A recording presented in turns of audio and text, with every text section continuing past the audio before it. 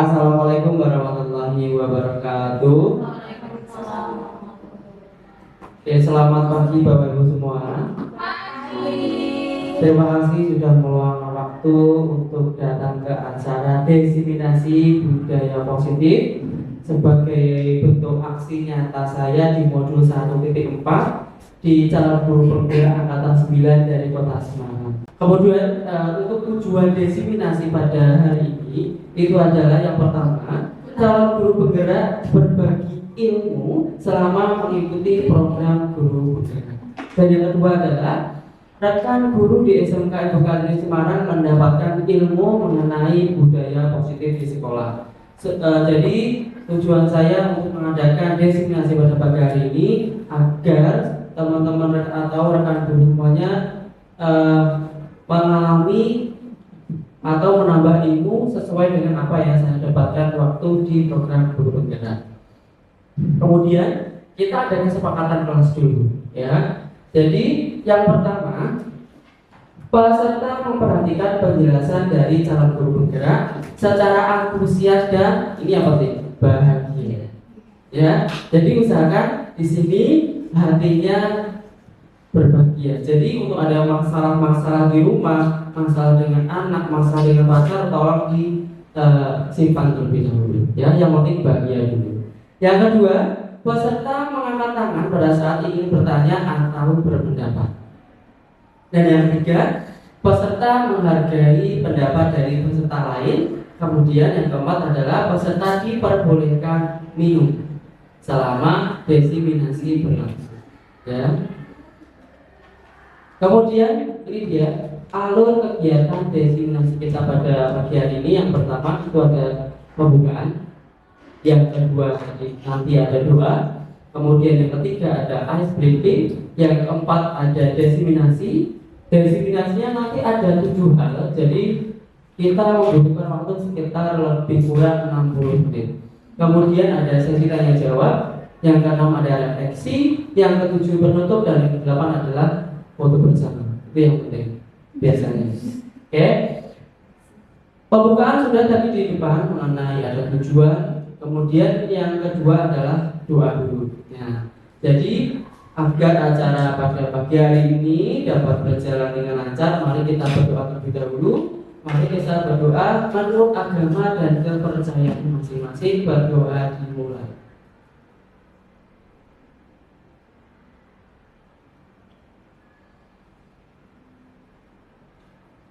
Selesai. Terima kasih. Kemudian yang ketiga itu adalah ice breaking. Sebenarnya saya pengen ice breaking itu yang senang-senang sebenarnya, tapi karena terkendala dengan waktu, jadi ice breakingnya ini ice breaking yang sederhana saja.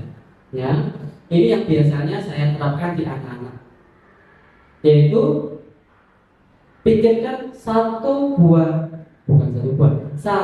ekor hewan yang ada di pikiran Bapak Ibu semua. Sudah? Jangan disebutkan dulu, ya, jangan disebutkan dulu. Nanti secara bergiliran satu persatu menjelaskan hewannya apa, kenapa pilih. Ya, kenapa pilih itu? Oke, dimulai dari Bu saja yang tidak nyaman. Silahkan Bu Istri. Nama hewannya dulu. Yang ada di pikiran saya, nama hewannya gajah. Alasannya karena gajah itu kuat. Iya, gajah alasannya adalah kuat. Berarti berusaha kuat dan tenang. Oke, lanjut sebelah Bu Sabri. Saya suka hewan kucing.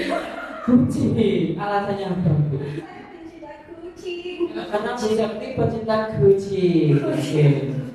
Lanjut ada Bu Ila, silakan. Yang ada di pikiran saya panda, karena pandanya itu lucu. Panda karena itu lucu. Ya, oke. Silakan Bu Tantri. Ini nggak boleh sama. Sama boleh, tidak juga boleh. Hewan ayam, karena suka makan ayam. Ayam, suka ayam. Oke, lanjut Bu Uut. Kalau saya kucing, karena binatang kucing itu sangat manja dan nyul-nyul. Kucing itu manja dan nyul-nyul. Oke. Kalau saya ayam, karena Ayam. apa? Di rumah saya ada ayam. Ayam, oke, nggak apa-apa. Ayam, berarti Saya sama sih ayam, karena bapak sempat jual ayam. ya, nggak apa-apa. Boleh. Dua ada alasannya. Ada. Karena ayam itu berisik. Karena sawan itu berisik. Oh gitu. Ini ayam. Kalau saya hewannya beda, soalnya nggak boleh gitu ya. Apa? Anjing. Anjing. Boleh. Oh gitu. Karena Alasannya? anjing itu hewan baik. Baik dan berbahas budi.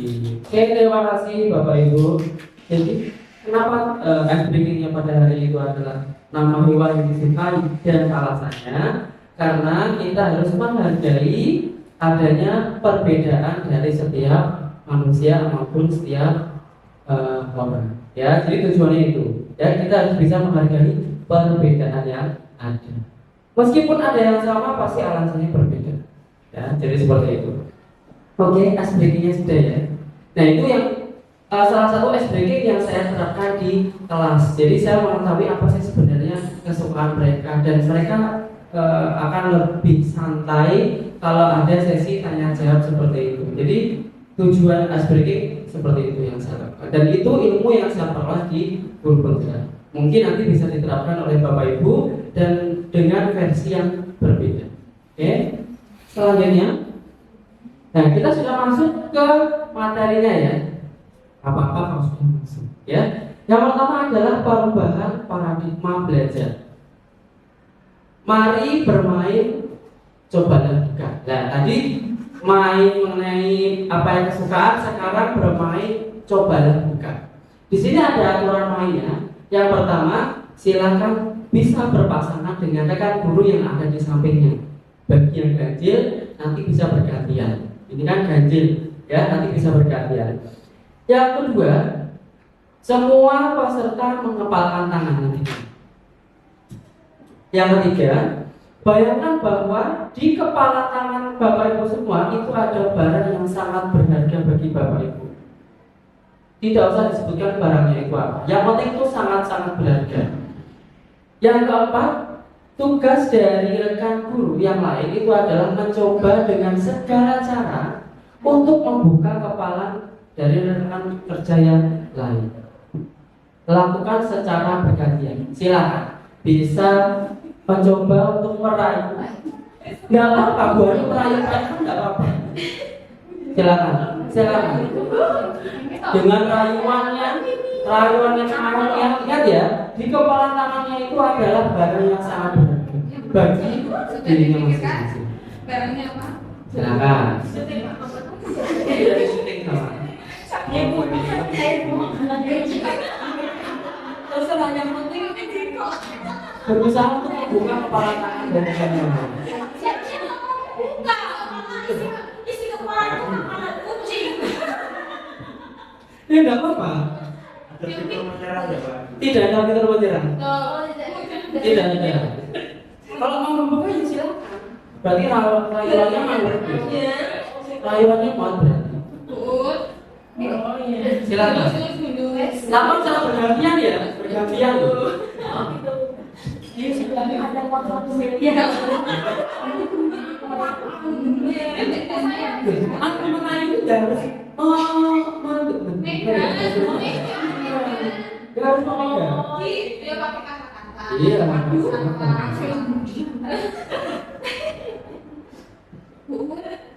Sudah coba lakukan secara bergantian. Lakukan secara bergantian. Kalau sudah, lakukan secara bergantian.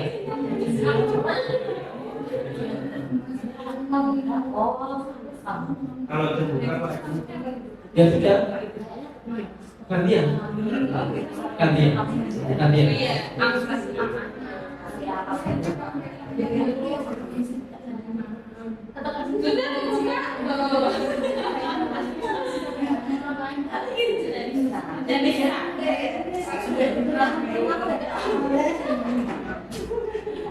Sudah bergantian. Ya, sudah. Pak saya di besok beli. Sudah pergantian? Sudah? Sudah? Oke. Oke, sudah ya, berarti rayu-merayunya sudah. Sekarang ada pertanyaan yang pertama. Apakah kamu atau Anda membuka kepala tanganmu? Tidak. Satu saja ya. Coba siapa yang ingin berpendapat? Bisa menjawab pertanyaan nomor 1. Siapa yang mau? Oke, Pak Irfan silakan. Siapa yang ingin menjawab pertanyaan nomor 1? Apakah Anda membuka kepala tangannya?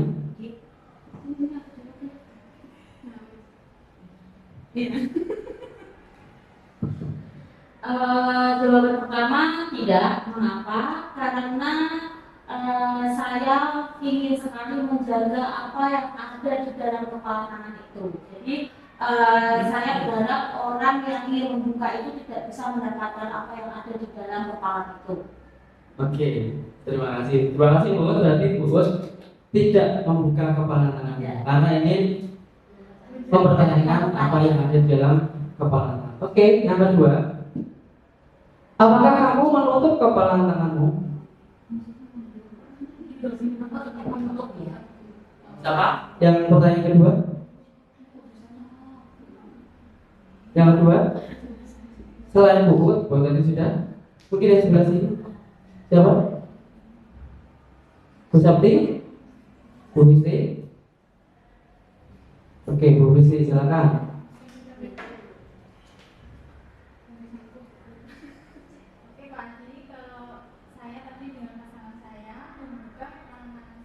Membuka, kemudian alasannya? Alasannya karena saya ingin berbagi. Barangkali semisal saya ada masalah itu bisa membantu memberi saran. Oke. Oke, terima kasih Bu Histi. Berarti Bu Histi membuka kepala tangannya ingin berbagi dengan yang lain. Oke, dua pendapat yang berbeda. Yang ketiga, pada kegiatan ini sesungguhnya siapa yang memegang kendali atau memegang kontrol untuk membuka atau menutup kepala tangan? Silakan bisa berpendapat Bu Arba'ah, silakan. Mic-nya dinyalakan dulu. Oke. Kalau menurut saya itu diri sendiri, Pak. Kan semua kan tergantung pada kitanya. Ingin membuka atau ingin menutup itu. Oke. Terima kasih. Jawaban nomor 3 menurut Bu Arba'ah adalah diri sendiri, ya. Jawaban pertama dan jawaban yang kedua mungkin bervariasi. Tadi baru sampel Bu sama Bu Fisti, duanya berbeda. Jawaban yang ketiga tentu kita sendiri jawabannya. Ya, kita sendiri yang akan memegang kontrol atas kepala tangan kita. Apakah kita ingin membuka atau kita ingin menutup kepala tangan kita? Itu tergantung pada diri kita masing-masing sesuai dengan kebutuhan dasar kita saat itu. Tadi Bu Uut karena itu merasa berharga, ya buat tidak mau berbagi.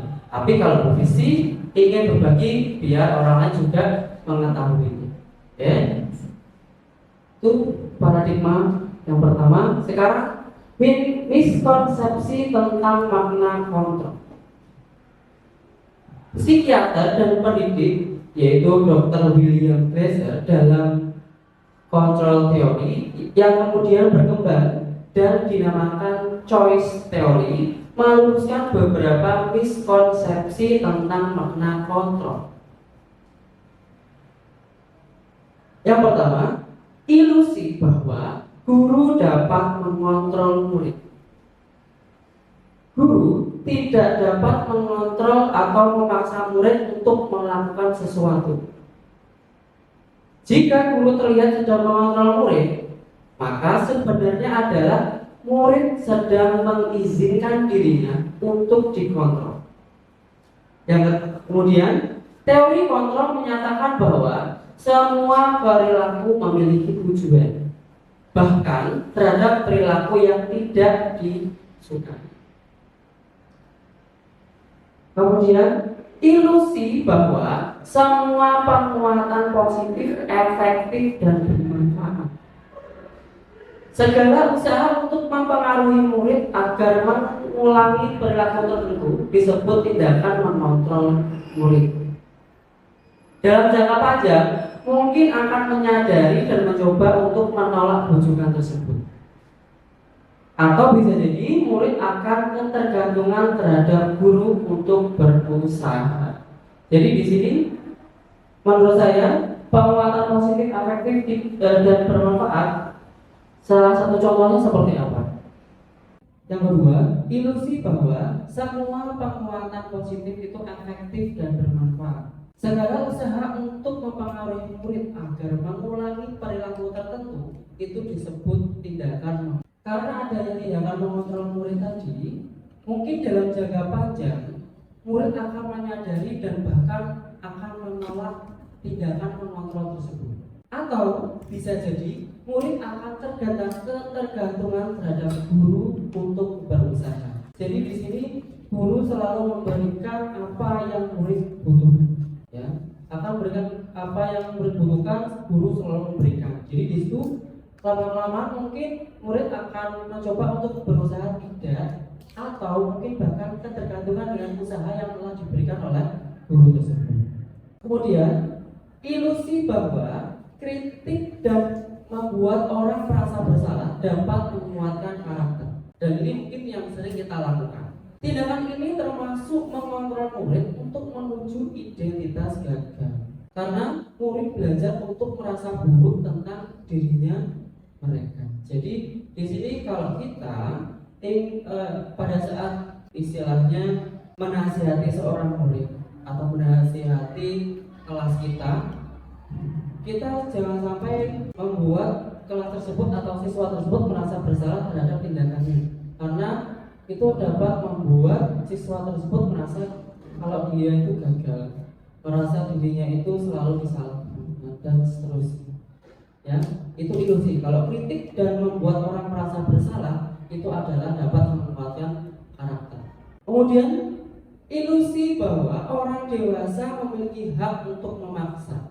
Orang dewasa memiliki tanggung jawab untuk membuat murid berbuat hal-hal tertentu. Betul atau tidak? Menurut orang dewasa, selama tindakan itu menghasilkan hasil yang baik, maka tindakan memaksa akan terus dilakukan. Mungkin itu yang sering kita lakukan. Padahal perilaku memaksa tidak akan efektif untuk jangka panjangnya dan mungkin akan terbentuk hubungan permusuhan. Karena kenapa? Anak merasa tidak nyaman berada di kelas tersebut. Lama-kelamaan benci dengan guru tersebut. Ada hal seperti itu? Ada. Jadi ilusi bahwa semua orang itu atau semua orang dewasa memiliki hak untuk memaksa. Jadi kita tidak boleh memaksa. Yang kedua, tadi sudah mengenai paradigma belajar. Yang kedua adalah mengenai disiplin positif. Diana Gosen dalam bukunya yang berjudul Restructuring School Discipline tahun 2001 menyatakan bahwa disiplin diri dapat membuat seseorang menggali potensinya menuju kepada sebuah tujuan yang mulia, sesuatu yang dihargai dan bermakna. Dengan kata lain, disiplin diri itu mempelajari bagaimana cara kita untuk mengontrol diri dan bagaimana untuk menguasai diri untuk memilih tindakan yang mengacu pada nilai-nilai yang kita hargai agar mencapai tujuan mulia yang diinginkan. Disiplin diri tadi berhubungan dengan nilai-nilai yang kita hargai, yaitu di nilai-nilai kebajikan universal. Menjadi guru yang baik harus menuntun. Nah, di sini menjadi guru yang baik itu kita harus menuntun murid untuk memiliki nilai-nilai kebajikan universal. Nilai-nilai kebajikan universal itu adalah sifat-sifat positif manusia yang merupakan tujuan mulia yang ingin dicapai setiap individu. Contoh-contoh nilai kebajikan universal itu salah satunya adalah di profil pelajar Pancasila. Pada kurikulum Merdeka sekarang, pasti kita tidak lepas yang namanya dengan profil pelajar Pancasila di kegiatan P5.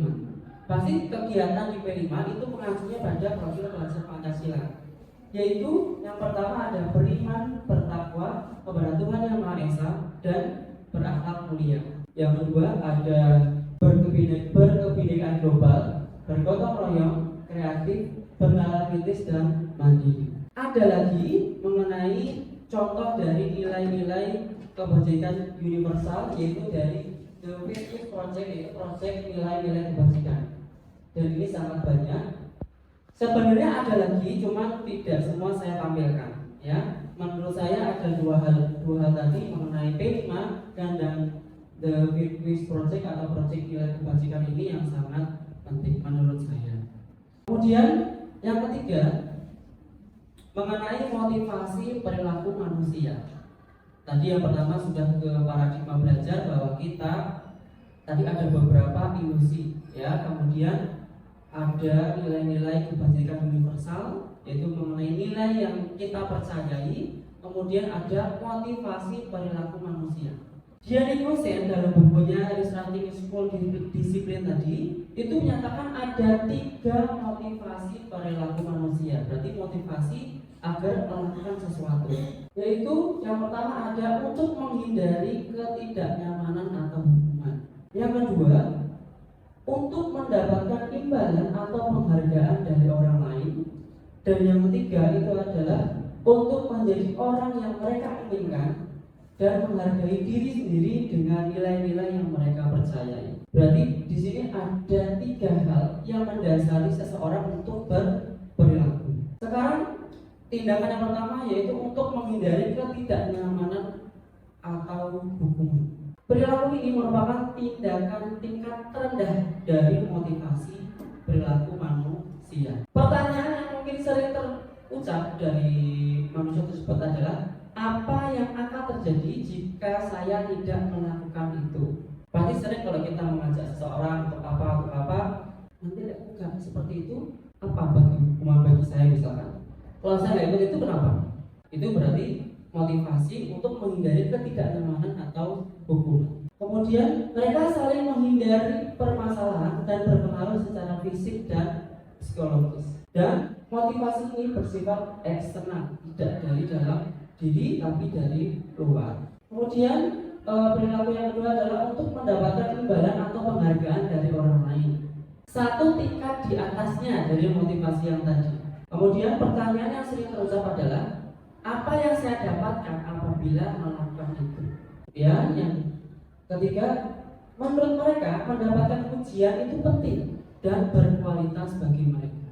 Motivasi masih berasal dari eksternal, dari luar, tidak dari dalam diri. Yang ketiga yaitu untuk menjadi orang yang mereka inginkan dan menghargai diri sendiri dengan nilai-nilai yang mereka percayai. Nilai-nilai yang mereka percayai yaitu tadi di poin yang ke nilai-nilai kebajikan ini tersebut. Pertanyaan yang sering terucap adalah saya akan menjadi orang seperti apa jika melakukan itu? Nah ini yang jarang kita temui. Pasti mereka berpendapat kalau saya tidak seperti itu, nah kalau saya seperti itu saya dapat apa? Ya bukan kalau saya melakukan itu berarti saya akan jadi seperti apa? Kemudian ini motivasinya adalah bersifat internal, berarti itu tumbuh dari dalam diri. Kalau seseorang itu menjadi orang yang mereka inginkan berdasarkan nilai-nilai yang mereka percayai, maka seseorang tersebut akan memiliki disiplin positif. Di sini ada cerita dan pertanyaan, silakan bisa diamati. Sebagai guru, saat Anda hadir mengajar di kelas tepat waktu, motivasi apa yang mendasari tindakan Bapak Ibu? Apakah Anda datang tepat waktu karena tidak ingin ditegur oleh Ibu Kepala Sekolah? Atau ingin mendapatkan suatu peringatan atau menghindari ketidaknyamanan dan hukuman? Atau malah bahkan Bapak Ibu ingin mendapatkan pujian dari atasannya atau dari Ibu Kepala Sekolah? Atau Anda ingin menjadi orang yang menghargai waktu, menghargai diri Anda sebagai teladan bagi murid-murid, karena Anda percaya tindakan Anda sebagai guru akan dicontoh oleh murid-murid Anda. Manakah motivasi yang paling kuat yang mendasari tindakan Bapak Ibu? Atau bahkan ada kombinasi dari dua motivasi atau bahkan dari ketiga-tiganya? Silakan yang ingin berpendapat. Kalau pendapat saya pribadi, yang pertama itu saya tidak mendapat kegunaan yang pertama, yang kedua untuk memberikan contoh yang baik kalau energi saya. Oke, terima kasih Pak Irfan. Pak Irfan berpendapat bahwa yang pertama, Pak Irfan masuk kelas tidak terlambat agar tidak dimarahi oleh ibu kepala sekolah, menghindari teguran. Dan yang kedua, agar menjadi contoh bagi anak didik. Oke, terima kasih Pak Irfan. Ada cerita selanjutnya sekarang. Ivan kurang menguasai pelajaran matematika, sehingga pada saat pembelajaran tersebut dia lebih banyak berdiam diri atau menggambar di bukunya sendiri. Pada saat guru matematikanya yaitu Pak Seno menanyakan pertanyaan, Ivan menjadi gugup dan tak sengaja menjatuhkan tasnya dari kursi, serta tiba-tiba menjadi gagap pada saat berupaya untuk menjawab pertanyaan dari Pak Seno. Seluruh kelas pun tertawa melihat perilaku Iva yang berbicara tergagap dan terkejut tersebut. Pak Seno pada saat itu membiarkan teman-teman Iva menertawakannya yang tergagap dan malu luar biasa, dan malah minta Iva untuk maju ke depan dan berdiri di depan kelas sambil menunjuk hidungnya karena tidak bisa menjawab pertanyaan dari Pak Seno. Kelas semakin gaduh dan anak-anak pun tertawa melihat Iva di depan kelas memegang ujung hidungnya. Pertanyaannya, apakah Anda setuju dengan tindakan dari Pak Seno terhadap Iva dan alasannya? Oke, balik silakan. Terima kasih Pak Adi. Untuk tindakan Pak Seno, saya kurang setuju atau tidak setuju karena di sini Pak Seno akhirnya menjadi orang yang memberi hukuman karena satu arahnya dari Pak Seno. Kemudian dari siapa tadi? Iva ya, sebagai Iva akhirnya akan membawa anak tersebut menjadi trauma untuk belajar matematika, mungkin trauma untuk berada di kelas dan lain sebagainya. Itu saja sih. Oke, terima kasih. Berarti Bu Ani berpendapat bahwa tidak setuju dengan tindakan dari Pak Seno. Karena itu berarti Pak Seno menghukum Iva di depan kelas. Kemudian dari sisi murid mungkin akan merasa tidak nyaman di kelas, kemudian dan trauma terhadap mata pelajaran matematika. Itu yang berbahaya. Ya, kalau sampai tidak nyaman di kelas, berarti otomatis pembelajarannya masih belum nyaman bagi orang lain. Kemudian, menurut Anda, tindakan Pak Seno terhadap Iva adalah sebuah hukuman atau konsekuensi dalam apa? Siapa yang ingin berpendapat selain Bu Adi? Pak Irfan? Terima kasih Pak Haji. Kalau menurut saya tindakan Pak Seno itu berupa hukuman karena memberikan perintah, kemudian memberikan tindakan di depan teman-teman dari Iva. Ya? Oke, terima kasih Pak Irfan. Jadi Pak Irfan berpendapat bahwa tindakan Pak Seno itu adalah suatu hukuman karena dilakukan di depan kelas. Oke, sekarang kita akan membahas mengenai hukuman dan konsekuensi. Bedanya apa? Ya? Hukuman itu bersifat tidak terencana atau secara tiba-tiba, seperti Iva tadi. Karena tidak bisa gugup, alhasil disuruh berdiri di depan kelas. Berarti itu berlangsung secara tiba-tiba dan tidak terencana. Kemudian murid tidak tahu apa yang akan terjadi. Ya? Dan yang ketiga, bersifat satu arah, hanya dari guru kepada murid saja. Betul yang dikatakan oleh Bu Ani tadi. Kemudian yang keempat itu berupa fisik maupun psikis. Tadi berarti Iva disuruh apa ya? Nunjuk hidung seperti ini. Ya, berarti bersifat fisik. Dan yang kelima, anak merasa disakiti oleh perbuatan atau kata-kata. Jadi Iva tadi merasa tersakiti karena dia malu. Ya, karena malu harus berdiri di depan kelas dan ditertawakan oleh teman-teman satu kelas. Ya, berarti itu merupakan suatu hukuman. Kemudian untuk konsekuensi sekarang. Konsekuensi itu sudah terencana atau disepakati. Jadi, semisal pada saat awal dulu kita bertemu dengan siswa, kita membuat suatu kesepakatan. Misalkan kalau saya mengajarnya menggunakan lembar kerja, jadi kalau pada saat di kelas tidak membawa lembar kerja, kita diskusikan kira-kira bentuk konsekuensinya seperti apa. Ya, bentuk konsekuensi itu berarti tidak mengarah ke tindakan yang menghukum, tapi bentuk ke konsekuensi agar tidak menghambat proses pembelajaran seperti itu. Ya. Kemudian yang kedua, dibuat oleh guru dan murid sudah mengetahui konsekuensi jika melanggar itu. Jadi di sini konsekuensi itu harus melalui suatu diskusi. Tidak guru langsung memberikan pokoknya bahwa itu seperti ini harus seperti ini. Tidak boleh seperti itu. Jadi kita harus ada diskusi dulu dalam kelas. Nanti kalau misal tidak membawa, konsekuensinya apa? Oh, misalkan saya terlambat di mata pelajaran matematika misalkan selama 10 menit. Berarti bentuk konsekuensinya apa? Mungkin saya bisa tinggal di dalam kelas dulu untuk menyelesaikan tugas yang belum selesai. Sebagai bentuk konsekuensi karena sudah terlambat di mata pelajaran tersebut.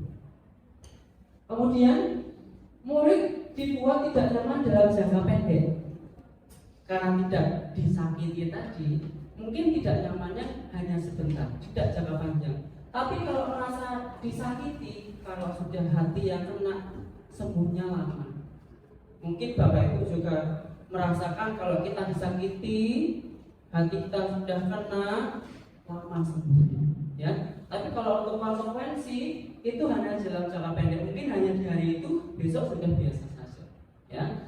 Kemudian diberikan berdasarkan data yang dapat diukur. Maksudnya di sini adalah kalau kamu tidak berubah 2 kali misalkan, nanti konsekuensinya apa? Ya, itu kan bisa diukur. Tidak berubah sebanyak 2 kali. Atau mungkin kalau berbicara kotor sebanyak 3 kali, nanti konsekuensinya apa? Dan itu harus melalui diskusi. Di sini sikap guru adalah memonitor murid. Ya, hanya monitor saja, hanya memantau murid-muridnya saja. Karena kesepakatan sudah dibentuk dari awal. Jadi tinggal monitor aja siapa yang mau langgar itu, siapa yang tidak. Gitu ya, Bapak Ibu ya. Lanjut ya. Baru yang ketiga, kita ada 4 lagi. Ya, tetap semangat. Boleh diminum. Ya, snacknya itu bukan pajangan tapi boleh dimakan. Sekarang, nah, ada sedikit tes kecil ya. Ini termasuk hukuman atau konsekuensi.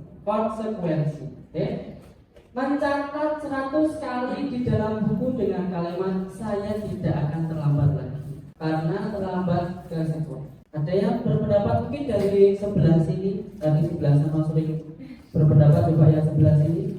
Kira-kira ini merupakan konsekuensi atau hukuman? Menuliskan 100 kalimat saya tidak akan terlambat di dalam buku sebanyak 100 kali.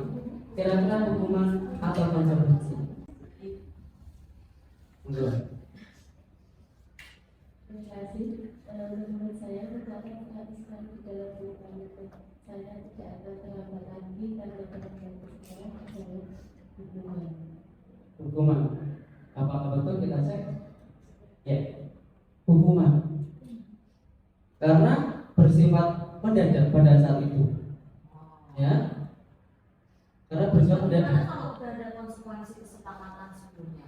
Oke. Kalau bagaimana kalau ada kesepakatan atau konsekuensi sebelumnya, apakah itu termasuk konsekuensi atau tidak? Sekarang kita melihatnya adalah kemanfaatnya sekarang. Apakah dengan mencatat 100 kali tersebut anak istilahnya bakal dia tidak terlambat? Berarti kalau motivasi anak itu karena dia tidak dihukum, berarti dia akan motivasinya rendah. Ya, jadi tujuan kita adalah untuk motivasinya agar yang ketiga ya tadi apa?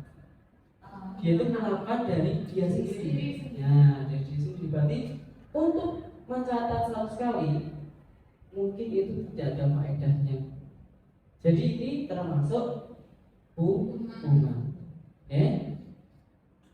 Kalau menurut saya konsekuensi itu berarti ada bentuk faedahnya di situ. Ya. Kemudian yang kedua, Murid diminta bertelanjang kaki sepanjang hari karena tidak menggunakan sepatu warna hitam sesuai peraturan sekolah. Nah, hukuman atau konsekuensi?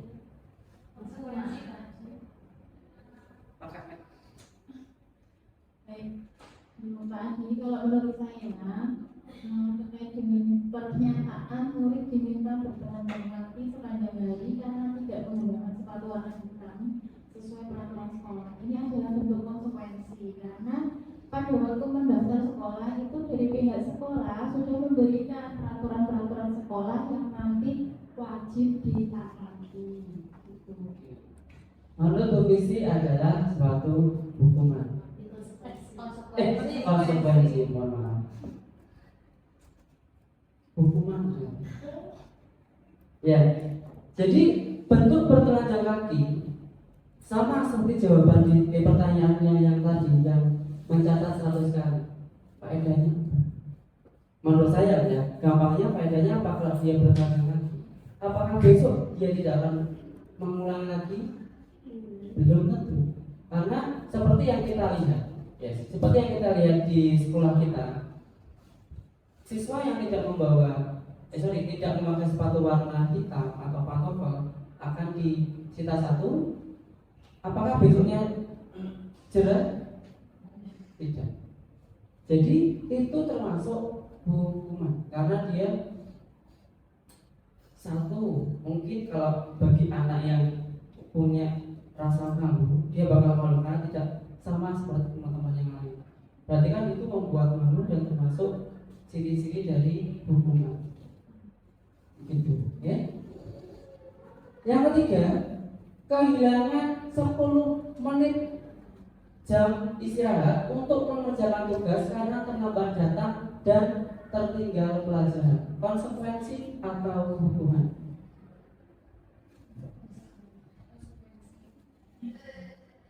Siapa yang mau berdebat? Oke, Bu Tatri, silakan. Dari pernyataan tersebut, kehilangan 10 menit jam istirahat untuk mengerjakan tugas karena terlambat datang dan tertinggal pelajaran, menurut saya itu adalah konsekuensi. Konsekuensi karena di situ kan jam pelajaran, berarti udah terjadinya kesepakatan antara guru dengan murid. Oke. Jawabannya adalah konsekuensi. Kenapa konsekuensi? Ya, karena terlambat 10 menit, berarti konsekuensinya adalah mengganti dengan di 10 menit istirahat untuk mengerjakan tugas. Jadi seperti itu bentuk konsekuensinya. Ya. Kemudian lari mengelilingi lapangan basket 2 kali karena terlambat 10 menit untuk pelajaran PJOK. Hukuman atau konsekuensi? Siapa yang bisa mau berpendapat? Oke, Pak Juan.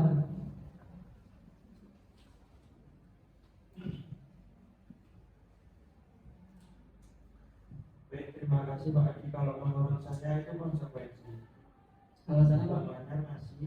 Maksudnya tindakannya masih berhubungan dengan mata pelajaran. Oke, jawabannya adalah konsekuensi. Meskipun ini terkesan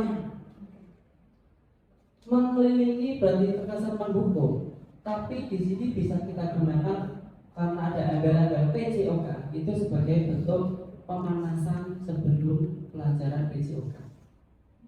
Pasti kalau kita ingin olahraga ada yang namanya pemanasan. Nah, ini sebagai bentuk pemanasan yaitu mengelilingi lapangan basket sebanyak 2 kali karena terlambat 10 menit di mata pelajaran PJOK. Ini akan menjadi suatu hukuman kalau di mata pelajaran yang lain. Misalkan di mata pelajaran saya itu matematika, kalau lari lapangan sebanyak 2 kali, berarti itu suatu hukuman. Dan berarti sudah paham perbedaan antara hukuman sama konsekuensi ya? Berarti lebih baik mana? Hukuman atau konsekuensi? Konsekuensi pastinya, ya. Lanjut, retribusi. Mungkin ini kalimat yang masih sedikit tabu ya bagi kita semua. Restitusi itu adalah proses menciptakan kondisi bagi murid untuk memperbaiki kesalahan mereka, sehingga mereka bisa kembali pada kelompok mereka dengan karakter yang lebih kuat. Itu menurut dosen tahun 2004. Jadi restitusi itu adalah suatu bentuk penyelesaian masalah. Nanti caranya seperti apa akan saya paparkan di belakang, ya. Jadi dari tadi kan ada yang mengenai masalah, dan diselesaikanlah menggunakan restitusi. Restitusi merupakan proses kolaboratif, jadi tidak sendiri, yang mengajarkan murid untuk mencari solusi untuk masalah mereka dan membantu murid berpikir tentang orang seperti apa yang mereka inginkan dan bagaimana mereka harus memperlakukan orang lain. Itu menurut dosen tahun 1996. Jadi di sini yang menyelesaikan masalah itu bukan guru, ya. Jadi restitusi itu proses mengajarkan murid untuk mencari solusi untuk masalah mereka. Jadi yang menyelesaikan masalah ya dia sendiri, yaitu yang mempunyai masalah. Ya, seperti itu yang dimaksud dengan restitusi. Jadi guru tidak serta langsung menyelesaikan masalah, tidak, tapi murid sendiri yang menyelesaikan masalah menggunakan restitusi. Caranya nanti, ya, caranya nanti. Sudah paham mengenai restitusi? Bisa dimengerti? Bisa ya. Nah, di sini ada dihukum oleh penghargaan. Ibu Anas adalah seorang guru kelas 2 SD, mendapatkan masalah. Murid-muridnya itu tidak bisa tertib berdiri antri di depan pintu kelas dan selalu berebut masuk ke dalam kelas setelah jam istirahat selesai. Ini tentunya sangat mengganggu proses pembelajaran, di mana kelas tidak dapat memulai tepat waktu karena Ibu Anas sibuk menenangkan murid-muridnya untuk waktu yang lama. Akhirnya Bu Anas berpikir cepat dan mengandalkan stiker bintang. Setiap murid yang akan masuk kelas usai jam istirahat, Bu Anas akan mengiming-imingi murid-muridnya dengan stiker bintang. Siapa yang dapat berdiri lurus dan berbaris rapi di depan pintu, maka dapat bintang dari Bu Anas. Sebagian besar murid-muridnya menyambut tantangan tersebut dan langsung berdiri rapi di depan pintu agar mendapatkan stiker bintang. Hal ini terus dilakukan Bu Anas selama beberapa minggu karena cukup berhasil membuat murid-muridnya berdiri rapi antri di depan pintu. Sampai pada suatu saat Bu Anas sakit dan terpaksa digantikan oleh Pak Heru. Pak Heru tidak mengetahui tentang stiker bintang tersebut. Dan benar saja, pada saat kau masuk ke dalam kelas usai jam istirahat, murid-murid kelas 2 kembali berebut masuk kelas. Apa yang terjadi dan mengapa?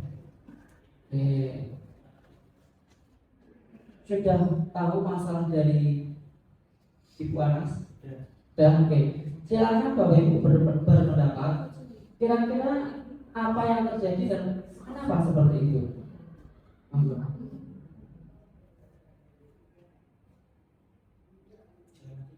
Boleh Pak, silakan. Kalau menurut saya, solusi yang diambil oleh Bu Anas itu adalah solusi jangka pendek, di mana murid berbuat sesuatu itu karena menginginkan adanya sesuatu penghargaan atau mendapatkan reward atas apa yang dilakukan. Ketika reward itu hilang, tentu saja murid akan kehilangan minatnya untuk melakukan hal baik tersebut. Oke, terima kasih Pak Irfan. Berarti motivasi yang dilakukan oleh anak kelas 2 itu adalah motivasi untuk dari luar ya, dari eksternal, yaitu mendapatkan penghargaan. Ya, jadi seperti yang saya jelaskan tadi, motivasinya itu ada 3, salah satunya yaitu yang di kelas 2 ini adalah dari ingin mendapatkan penghargaan. Karena tidak ada penghargaan, mereka kembali lagi seperti itu. Ya, oke, lanjut. Berdasarkan teori motivasi, kira-kira apa motivasi murid kelas 2 untuk bersedia antri sebelum masuk kelas? Ternyata sudah saya jelaskan. Berdasarkan ternyata. Jadi motivasinya apa tadi? Mendapatkan imbalan, ya. Berarti mendapatkan imbalan cocok dengan judulnya, dihukum oleh penghargaan. Ya, lanjut. Adakah cara lain agar murid kelas 2 bersedia antri di depan kelas tanpa diberi penghargaan stiker bintang? Ada yang berpendapat? Yang mau berpendapat? Adakah cara lain biar anak-anak itu antri tanpa harus diberikan stiker bintang? Apa? Ada yang berpendapat? Susah pertanyaannya?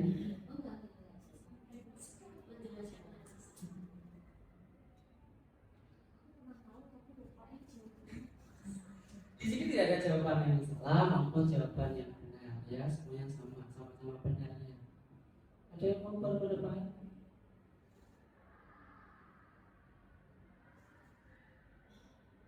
Oke, tidak ada.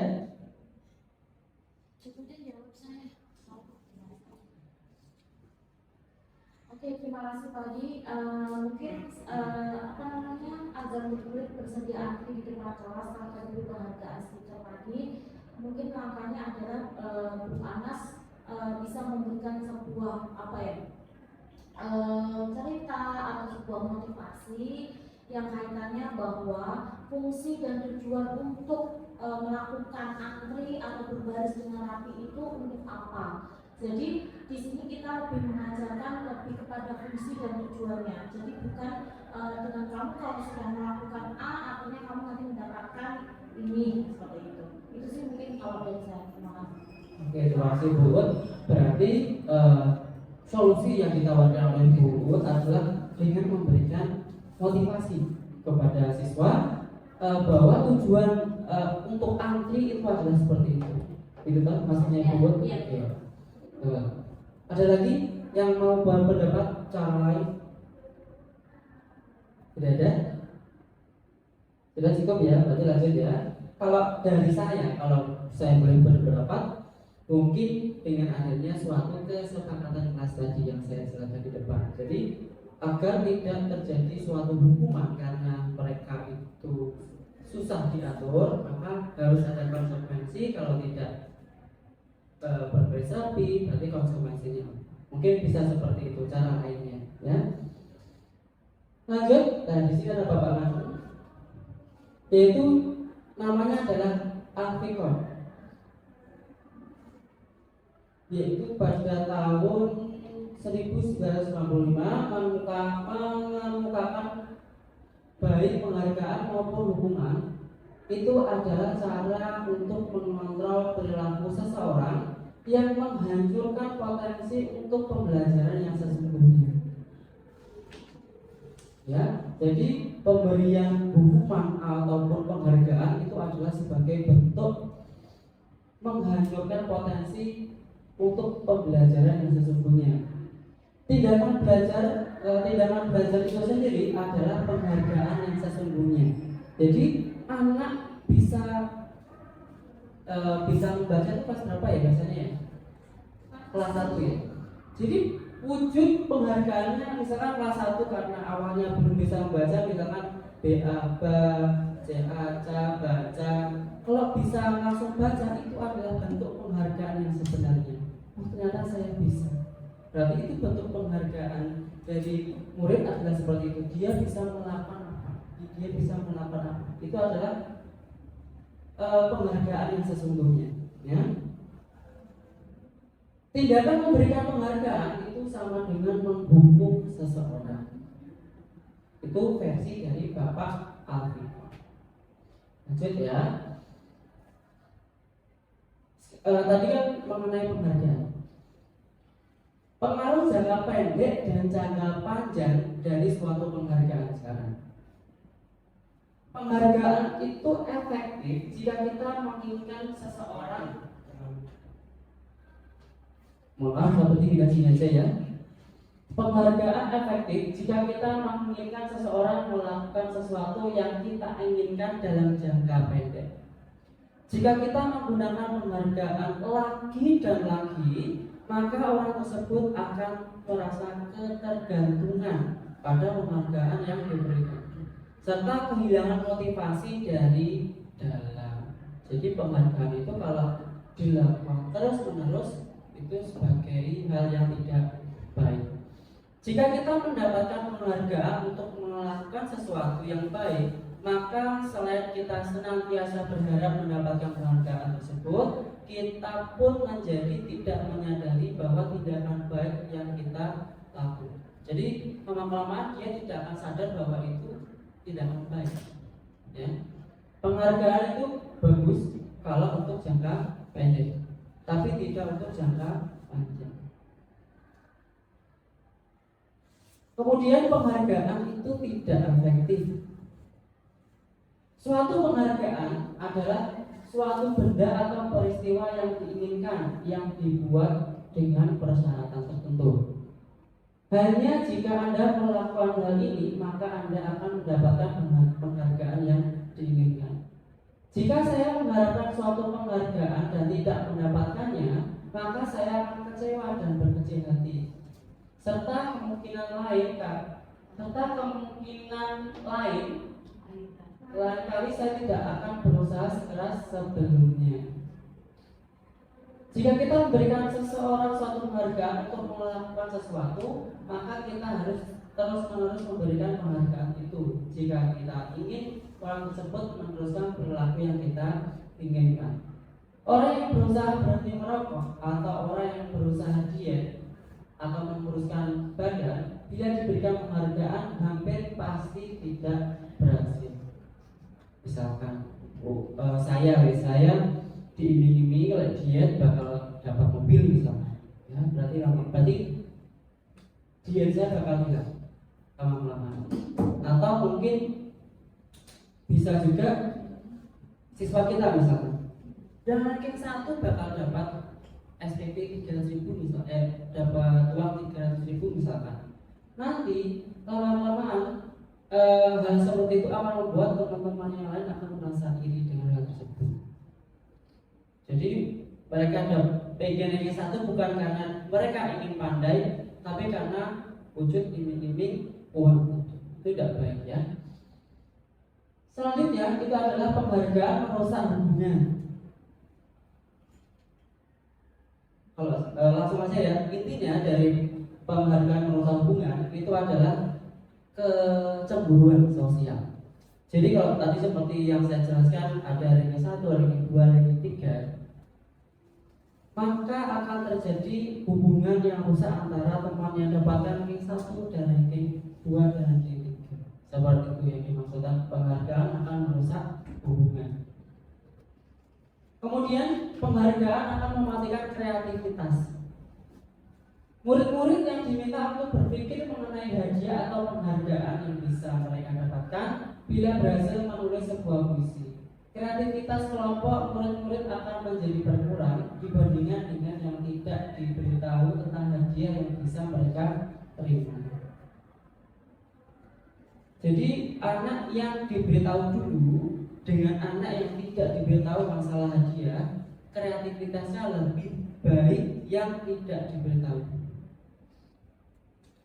Kemudian penghargaan itu ternyata menghukum.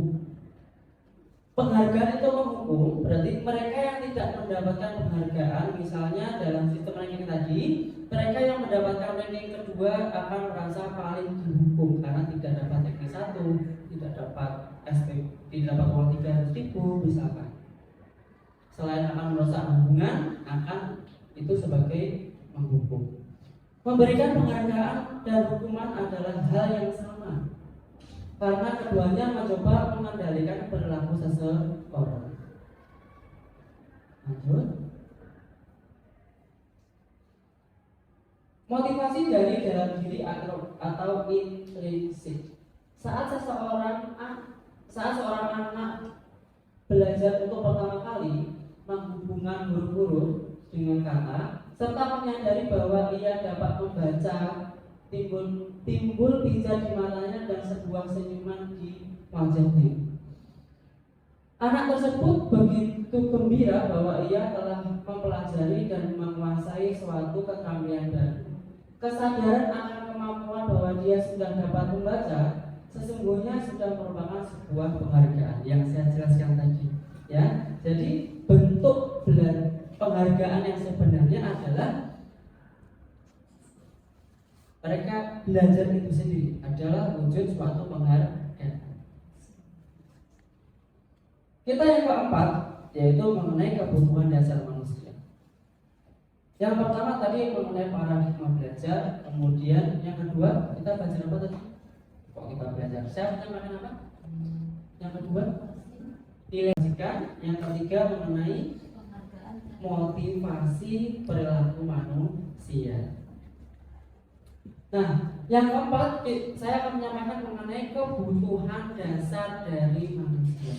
Kalau tadi motivasi dari manusia, sekarang kebutuhan dasar dari manusia. Di sini ada pertanyaan pematih.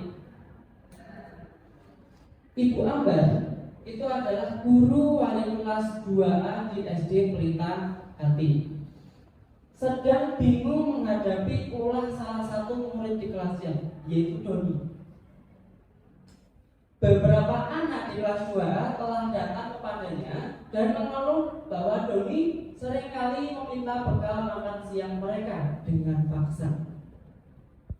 Jika Anda menghadapi situasi seperti itu, Ambar, apa yang Anda akan lakukan?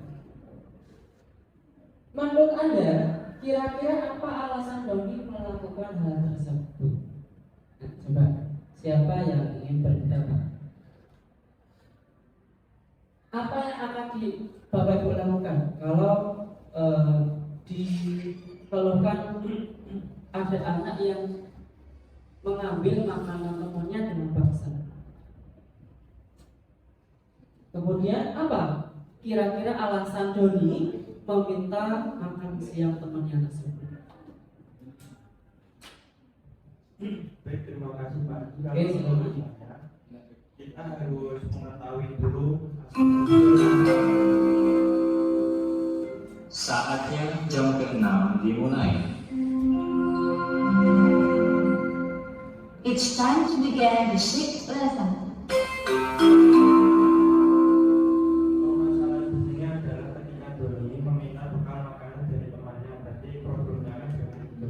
Kita harus melakukan pendekatan secara personal di luar teman-temannya itu, karena jika masalahnya Doni itu berhubungan dengan masalah keluarga, masalah dan lain-lain, supaya kita saja yang tahu teman-temannya. Dari pengakuan Doni itu nanti kita bisa mengambil tindakan yang tepat, yang bisa memacu Doni untuk tidak mengulangi kesalahan lagi tanpa harus memberikan punishment atau hukuman.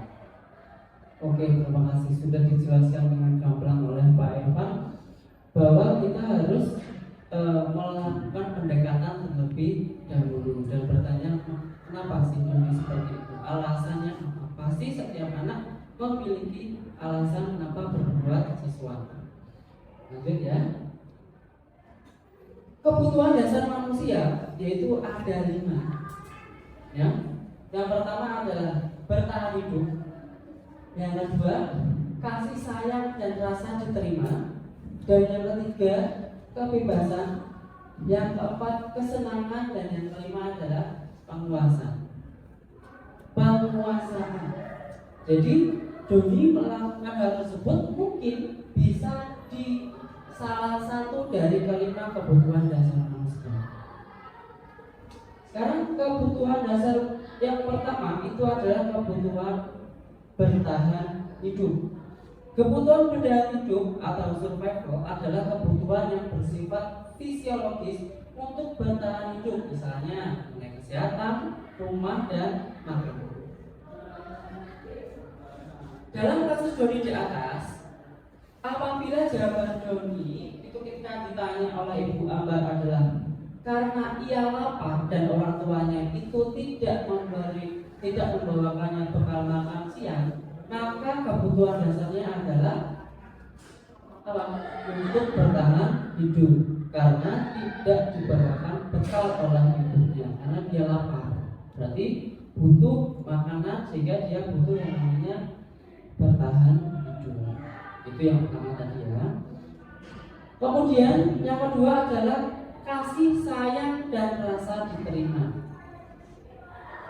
Kebutuhan untuk disayangi dan diterima itu meliputi kebutuhan akan hubungan dan koneksi sosial, kebutuhan untuk memberi dan menerima kasih sayang, dan kebutuhan untuk merasa menjadi bagian dari suatu kelompok.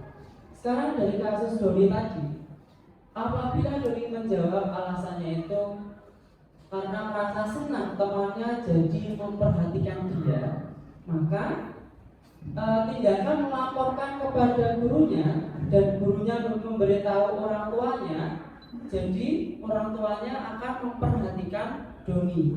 Nah, jadi kebutuhan dasar yang dibutuhkan Doni adalah kebutuhan akan kasih sayang dan rasa diterima. Karena Doni senang kalau saya itu diperhatikan sama teman-teman, diperhatikan sama wali kelasnya, bahkan kalau sampai diperhatikan ke orang tuanya akan istilahnya memberikan perhatian lebih kepada Doni, sehingga Doni butuh yang namanya kasih sayang.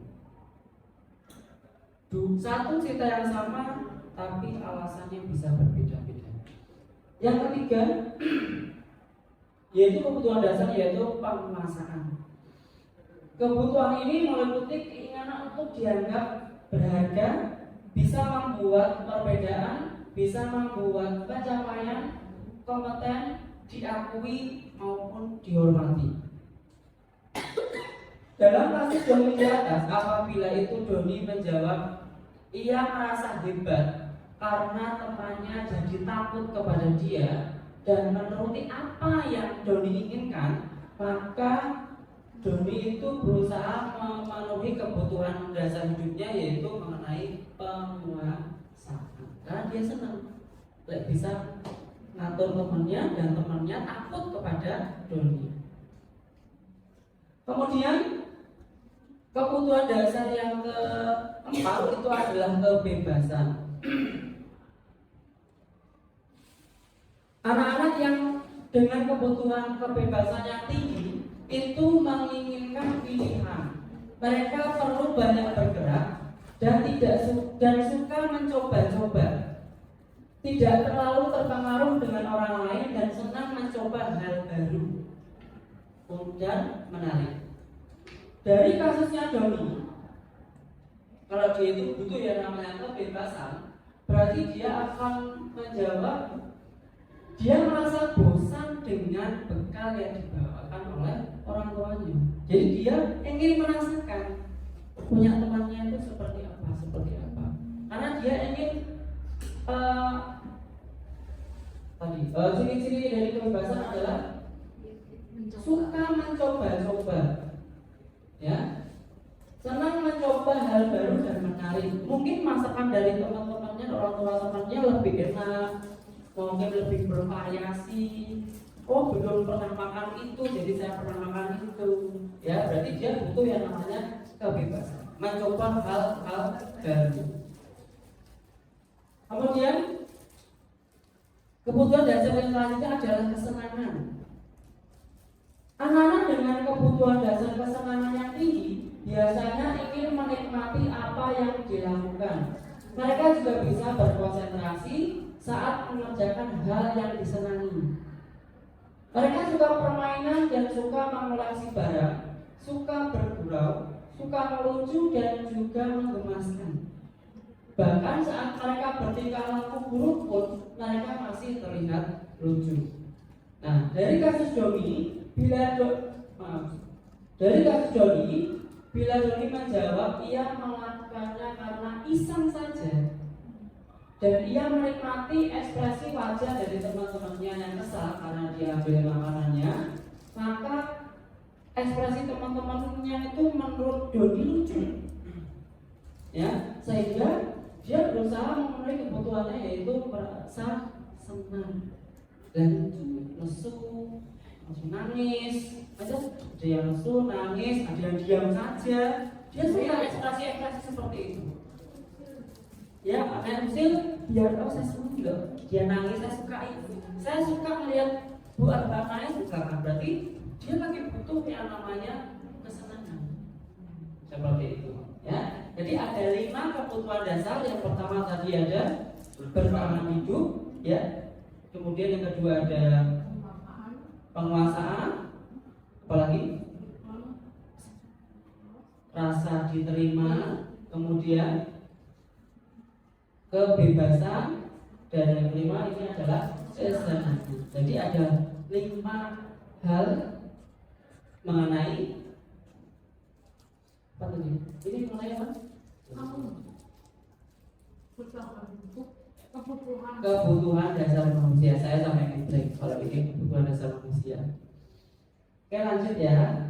Yang kelima yaitu posisi kontrol restitusi. Ya, tadi restitusi di depan sudah sedikit saya singgung, yaitu mengenai cara menyelesaikan masalah. Ya. Di sini ada 5 posisi kontrol seorang guru, yaitu sebagai penghukum, sebagai pembuat merasa bersalah, sebagai teman, sebagai pemantau, dan sebagai manajer. Ada 5 posisi kontrol. Nanti coba setelah ini kita akan melihat suatu video, menonton video. Mari kita lihat dengan sesama dan introspeksi diri. Saya berada di posisi yang mana kalau pada saat menyelesaikan masalah? Selamat menonton.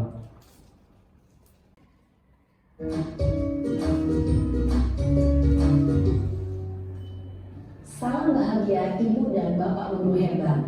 Dalam penerapan disiplin positif restitusi, salah satu program yang dikembangkan adalah 5 posisi kontrol. 5 posisi kontrol dalam restitusi adalah proses perjalanan seorang pendidik agar dapat mengenali dirinya.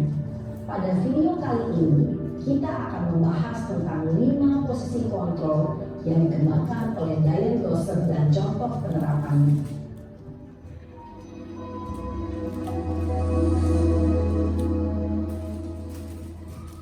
Oke, sambil makan berapa? Tadi kita sudah menonton video, yaitu mengenai 5 posisi guru, ya. Coba saya ingin 2 guru coba berpendapat, mengutarakan pendapatnya. Mungkin kenyataannya, kalau Bapak Ibu menghadapi masalah, Bapak Ibu berada di posisi mana? Kan saya tunjukkan lagi.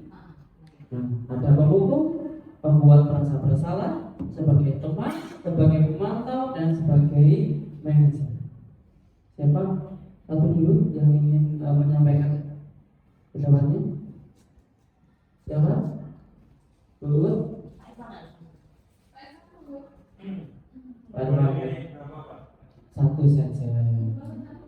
Satu saja. Satu masalah menurut Pak Irfan yang pernah Pak Irfan selesaikan atau mungkin sudah dihadapi. Pembuat merasa bersalah. Itu yang pernah dilakukan oleh Pak Irfan. Mungkin yang lain? Mungkin kalau saya lebih ke teman. Ke teman, ya, teman. Oke.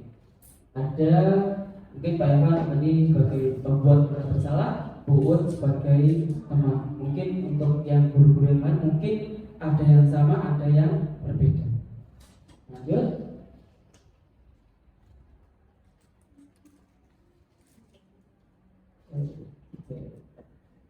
Oke, baik. Sebelum lanjut ke yang ke-6, tadi sama salah satu ibu siapa tadi? Lalu Pak, ibu siapa ini? Oh, ibu dari ibu ini menyatakan bahwa posisi seorang guru, posisi kontrol kita harus sebagai seorang manajer. Memang sebagai seorang manajer itu sangat susah, ya sangat susah. Jadi kalau mungkin dari video tadi mungkin Bapak Ibu sudah bisa melihat perbedaan sebagai penghukum itu seperti ini, sebagai teman seperti ini, dan impactnya seperti apa. Jadi mari kita bersama-sama, ya, mari kita bersama-sama untuk bisa memposisikan diri sebagai seorang manajer.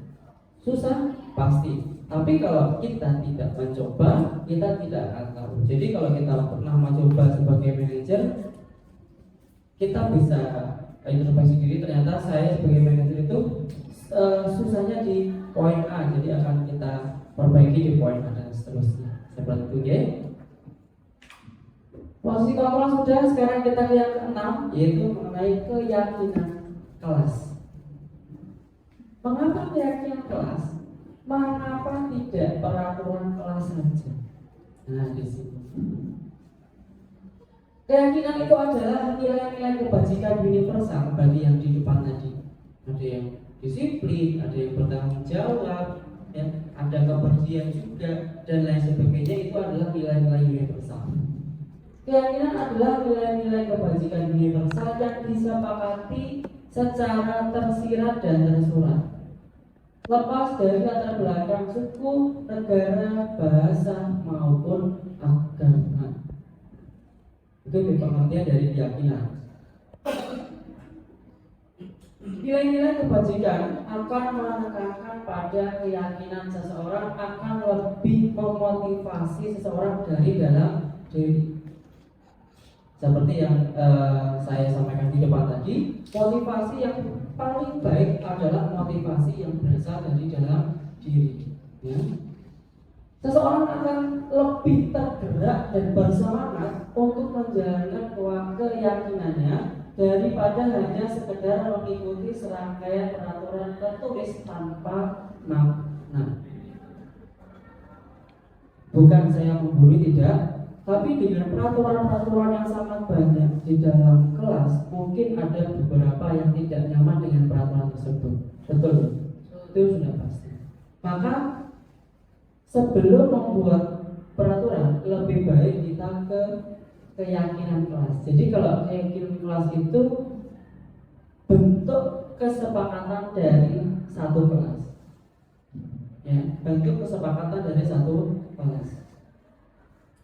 Murid-murid pun demikian, mereka perlu mendengarkan dan memahami arti sesungguhnya tentang peraturan-peraturan yang diberikan. Apa nilai-nilai kebajikannya, apa tujuan utamanya, dan menjadi tidak tertarik atau takut sehingga hanya sekedar mengikuti serangkaian peraturan yang mengatur mereka tanpa memahami tujuan mulianya. Jadi sebelum peraturan, menurut saya judulnya jangan peraturan, tapi keyakinan. Jadi anak biar tidak termancing, kalau peraturan berarti saya harus melakukan itu. Sekarang prosedur pembentukan keyakinan kelas, caranya sekarang. Yang pertama itu adalah mempersilahkan warga sekolah. Berarti kalau bilangnya warga sekolah berarti lingkupnya adalah lingkup sekolah, atau murid-murid di sekolah atau kelas untuk bercurah pendapat tentang peraturan yang perlu disepakati di sekolah maupun di kelas. Jadi perlu adanya kesepakatan dulu. Ya, kalau ingin membuat keyakinan berarti harus ada kesepakatan dari satu kelas. Kita bilangnya kelas juga aja ya, kalau sekolah kan terlalu luas, kelas aja yang sering kita temui. Kemudian mencatat semua masukan-masukan para murid atau warga sekolah di papan tulis atau di kertas besar, di mana semua anggota kelas bisa melihat hasil curah pendapat. Misalkan saya tidak suka ini, atau saya lebih suka yang seperti itu, saya lebih suka yang seperti ini, misalkan. Itu semuanya ditulis agar semuanya bisa membaca dan melihatnya. Kemudian susunlah keyakinan kelas sesuai dengan prosedur pembentukan keyakinan sekolah atau kelas. Gantilah kalimat-kalimat dalam bentuk negatif menjadi positif. Contohnya, Jangan berlari di kelas atau koridor, berarti diganti dengan berjalanlah di kelas atau koridor. Mungkin ada lagi, dilarang mencoret-coret meja. Berarti kira-kira bentuk positifnya apa? Dilarang mencoret-coret meja. Kan dilarang itu kan negatif ya. Kira-kira kalimat positifnya bagaimana kalau dilarang mencoret-coret meja? Apa coba? Ada yang bisa berpendapat? Gunakan atau rawatlah meja gunakan atau rawatlah meja dengan sebaik-baiknya. Sudah, gunakanlah atau rawatlah meja dengan sebaik-baiknya boleh. Atau mungkin jagalah kebersihan meja, itu juga boleh. Tanpa ada kalimat negatif di situ. Ya. Lanjut. Tinjau kembali daftar curah pendapat yang sudah dicatat. Tadi kan sudah diubah menjadi kalimat yang positif. Anda mungkin akan mendapati bahwa pernyataan yang tertulis di sana masih banyak yang berupa peraturan-peraturan. Selanjutnya, ajaklah warga atau murid untuk menemukan nilai kebajikan atau keyakinan yang dituju dari peraturan tersebut. Contoh, ada kalimat positif yaitu buanglah sampah pada tempatnya. Berarti keyakinan kelas atau nilai kebajikannya tadi adalah kebersihan, ada bisa juga kesehatan, ya. Tuh, jadi dari kalimat positifnya itu kita buat keyakinan kelas yang kalimatnya lebih simpel, tidak banyak, ya. Jadi cukup keyakinan kelasnya adalah kebersihan maupun kesehatan. Seperti yang di kasusnya Naren tadi, pada saat posisi manajer, ibu guru BK-nya bertanya, keyakinan apa yang kamu langgar? Tadi Naren menjawab, Pukul harusnya berangkat sekolah jam 7, tetapi ini sudah jam 7.20. keyakinan kelas yang dilanggar tadi apa ya? Bertanggung jawab. Bukan. Lupa. Ya, tadi ada Naren menyebutkan ada satu keyakinan yang dia langgar karena dari awal sudah ada yang namanya keyakinan kelas. Kemudian 20 menit masuk tidak boleh ikut istirahat 20 menit. bukan keyakinan kelas, tapi konsekuensi. Itu konsekuensi. Yang kelima, ada kelima, tinjau ulang keyakinan kelas secara bersama-sama. Seharusnya setelah beberapa peraturan telah disatukan menjadi beberapa keyakinan, maka jumlah butir pernyataan semakin berkurang. Kenapa? Mungkin dari 10 peraturan tadi diubah menjadi kalimat positif, diubah lagi menjadi keyakinan kelas. Di keyakinan kelas itu pasti ada keyakinan-keyakinan yang kembar. Makanya semakin mengerucut lagi, semakin sedikit lagi. Sebaiknya keyakinan kelas tidak terlalu banyak, bisa berkisar antara 3 sampai 7 prinsip atau keyakinan. Bila mana terlalu banyak, maka warga kelas akan sulit mengingatnya dan akibatnya sulit untuk dijalankan. Seperti yang kita ketahui, peraturan kalau kita tulis bukti yang ada di sekolah kita banyak sekali. Apakah anak mengingatnya? Tidak, karena merasa terlalu banyak dan panjang. Ya, apalagi ada mapel A, mapel B, mapel C. Makanya dengan pembentukan keyakinan kelas ini mereka akan merasa kalau melanggar akan tahu saya melanggar keyakinan bertanggung jawab, melanggar keyakinan kelas disiplin, kebersihan, kesehatan. Mereka akan langsung ingat karena hanya 3 sampai 7 keyakinan kelas. Jadi tanpa disadari, dengan adanya keyakinan kelas, anak-anak akan menjadi lebih baik lagi karena termotivasi dari dalam diri. Setelah keyakinan kelas itu selesai dibuat, maka semua warga kelas dipersilakan untuk meninjau ulang dan menyetujuinya dengan menandatangani keyakinan kelas tersebut, termasuk guru. Mungkin untuk kalimat yang keenam itu bisa kita terapkan di SD karena kelasnya sama terus. Ya, kalau untuk kita yang di kelas pertarungan SMK, kita gurunya itu banyak, kemudian kelasnya juga moving.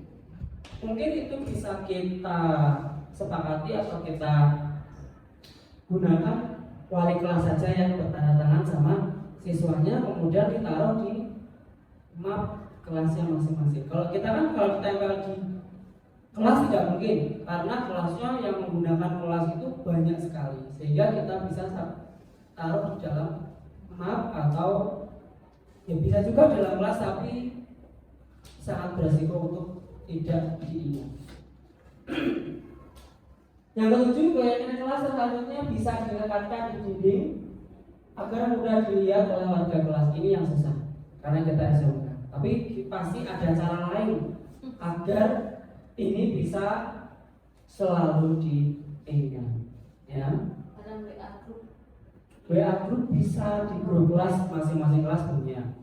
Mungkin bisa ada juga, saya pernah melihat di kelas RPL itu, tapi bukan keyakinan kelas ya, tapi jadwal piket yang di print kemudian digantung, ada, itu ada, saya pernah melihatnya. Jadi kalau selama kelas itu di ruangan itu ditempel di depan, ada, saya pernah melihat itu.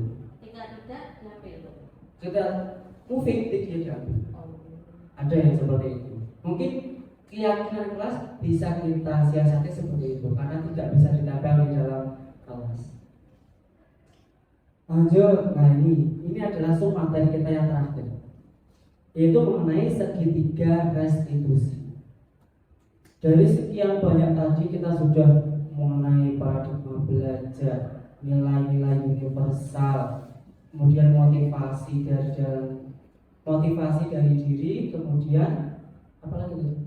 Disiplin positif, posisi kontrol, kebutuhan dasar manusia, dan yang terakhir itu adalah segitiga restitusi. Restitusi adalah proses kolaboratif yang mengajarkan murid untuk mencari solusi untuk masalah mereka dan membantu murid berpikir tentang orang seperti apa yang mereka inginkan dan bagaimana mereka harus memperlakukan orang lain. Mungkin kita bisa berkaca dari cerita Naret tadi yang terlambat pada saat posisi kita sebagai seorang manajer. Siapa yang memberikan solusi? Siapa yang membuat solusi? Naret. Ya, jadi itu masalah Naret dan diselesaikan sendiri oleh Naret. Jadi itulah bentuk segitiga restitusi. Nah, langkah-langkahnya ternyata ada langkah-langkahnya dari segitiga restitusi itu. Yang pertama itu adalah menstabilkan identitas. Setiap orang pasti pernah melakukan suatu kesalahan. Kamu bukan satu-satunya yang pernah melakukan itu. Nah, ini bentuk contoh kalimatnya. Ya, ini berarti agar anak itu tidak merasa kalau dia itu salah, tidak merasa dia itu gagal seperti itu. Kalau dia langsung ngejudge, kamu salah, kamu gini, akan merasa anak itu merasa dirinya itu gagal terus. Ya. Jadi ada kalimat, setiap orang pasti pernah melakukan kesalahan. Jadi anak akan sedikit tenang karena tidak merasa dijudge kalau dia itu salah. Kemudian yang kedua, itu adalah validasi tindakan yang salah. Kamu tentu punya alasan mengapa melakukan itu. Adakah cara lain yang lebih efektif untuk mendapatkan apa yang kamu butuhkan? Jadi di sini istilahnya untuk menggali kenapa sih kamu ada masalah itu, kenapa? Itu di bagian validasi tindakan yang salah. Dan yang ketiga adalah menanyakan keyakinan. Keyakinan kelas apa yang telah kita sepakati? Nah, karena keyakinan tadi itu hanya 3-7, pasti dia akan tahu melanggar keyakinan yang mana. Kalau peraturan banyak, ya. Kamu ingin menjadi orang yang seperti apa? Ini adalah 3 cara untuk menyelesaikan masalah menggunakan segitiga restitusi. Setelah ini kita akan melihat video lagi penerapan segitiga restitusi itu seperti apa. Selamat menonton.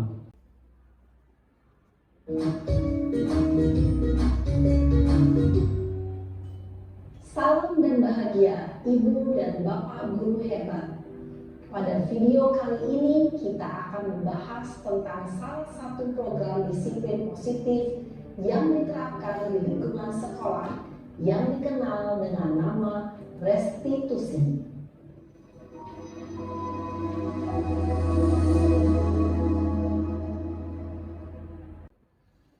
Ya, itu tadi sudah mulai capek ya.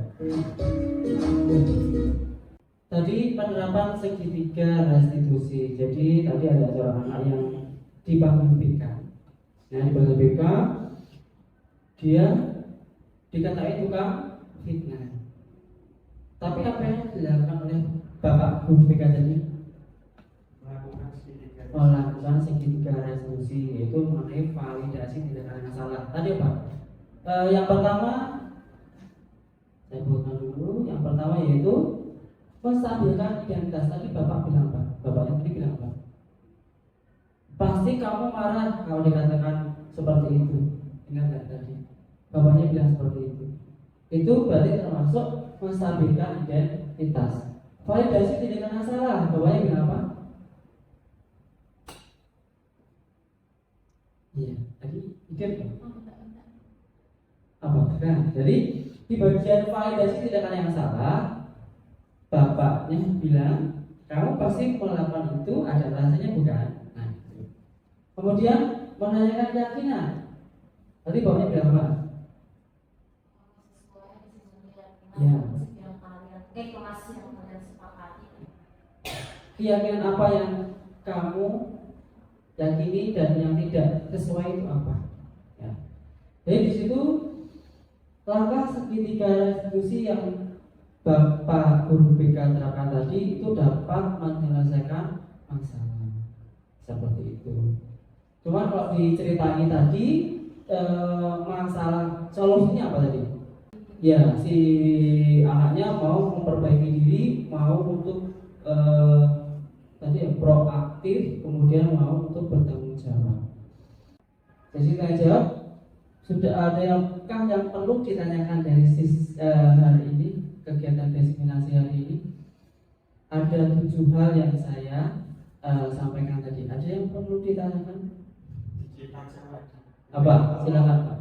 Pertanyaan, jika saja mungkin berarti lebih baik aturan di kelas itu diubah menjadi keyakinan yang berbentuk mind mapping. Ya, jadi sudah Pak? Sudah. Jadi mungkin bisa bentuk suatu keyakinan ya, kita ubah peraturan ya. Peraturan tadi kita ubah menjadi suatu keyakinan diri yang kita cetak, kita tempel. Kalau di SD kita tempel, SMP kita tempel. Kalau di SMK mungkin kita bisa cetak menjadi bentuk mapping. Boleh. Secara kreatifnya, kalau biasanya anak-anak itu kalau bentuknya unik, kreatif, mudah diingat. Boleh. Jadi seperti itu. Dan menurut saya keyakinan kelas itu bisa kita bangun pada saat di awal. Jadi pada saat di awal pembelajaran dulu waktu kita ketemu sama murid, mari kita gunakan waktu sebaik mungkin. Pasti di awal itu tidak ada namanya pembelajaran di awal. Nah, kita buat sebagai untuk pembentukan keyakinan kelas, kesepakatan kelas seperti itu. Jadi akan lebih bermanfaat ke depannya. Ya, mungkin beberapa Bapak Ibu di sini ada yang sudah menerapkan, ada yang belum menerapkan. Jadi saya harap untuk kegiatan designasi kali ini dapat memotivasi Bapak Ibu semua untuk kedepannya dapat menghilangkan kata peraturan atau mengganti kata peraturan menjadi keyakinan kelas. Prosesnya memang agak sulit, tapi kalau tidak kita coba tidak akan tahu manfaatnya ke depannya.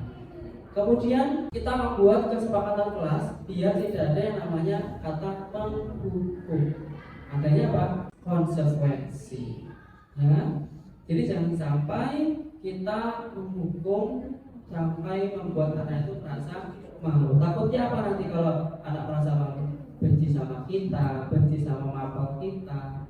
Karena pun saya pernah melihat ada yang anak tidak masuk sekolah karena tidak mau diajar sama guru A, guru B, guru D. Ya, ada yang bilang seperti itu. Dan itu kenyataan. Itu yang sering kita temui. Ya, ada lagi mau bertanya? Oke, silakan Bu Uwut. Mungkin saya mau bertanya terkait dengan segitiga restitusi tadi. Kalau dari video yang ditampilkan tadi, itu bahwa pihak yang teraniaya ya bahasanya itu kan yang tertuduh lah, itu yang melaporkan. Apakah perlu kita juga mengkonfirmasi dan memvalidasi dari pihak yang tadi melakukan apa ya, kebohongan, misalnya melakukan fitnah. Tadi dalam video kan dikatakan bahwa si A tadi dituduh atau difitnah macam-macam lah, intinya kayak gitu. Kemudian kan yang kita tanya hanya satu sisinya saja. Nah, apakah perlu juga dalam segitiga restitusi itu kita memvalidasi dengan pihak yang berseberangan tadi? Terima kasih. Oke.